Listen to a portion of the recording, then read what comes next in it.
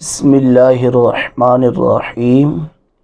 سیدنا عبداللہ ابن عباس رضی اللہ تعالی عنہما سے روایت ہے، رسول پاک صلی اللہ علیہ وآلہ وسلم نے ارشاد فرمایا، من عجز منکم عن اللیل ان یکابدہ، جو شخص اس بات سے عاجز ہو کہ رات کو رب کی بندگی کر سکے، اس کی غفلت اس کو رات کو بیدار ہو کر رب کی بندگی نہیں کرنے دیتی، وہ رات کو بندگی کرنے سے عاجز ہے، رات کو بندگی نہیں کر سکتا۔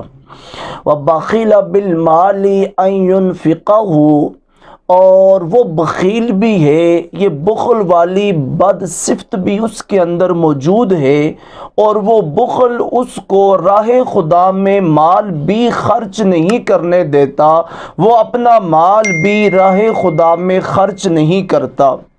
وَجَبُنَ عَنِ الْعَدُوِّ أَن يُجَاهِدَهُ، اور تیسری بدخصلت اس کے اندر یہ بھی موجود ہے کہ وہ بزدل بھی ہے، اور اس کی بزدلی اس کو راہ خدا میں جہاد نہیں کرنے دیتی۔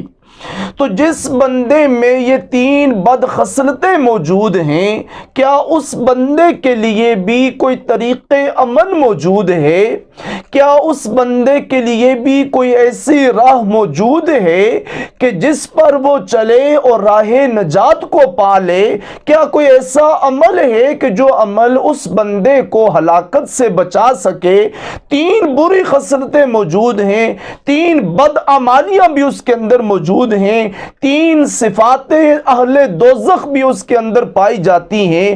کیا پھر بھی کوئی ایسی چیز ہے جو اس کو نجات دے سکتی ہے، جو اس کو مستحق جنت بنا سکتی ہے؟ یا کوئی ایسی خصلت موجود ہے جس کی وجہ سے وہ رب کی رضا کو پا سکتا ہے؟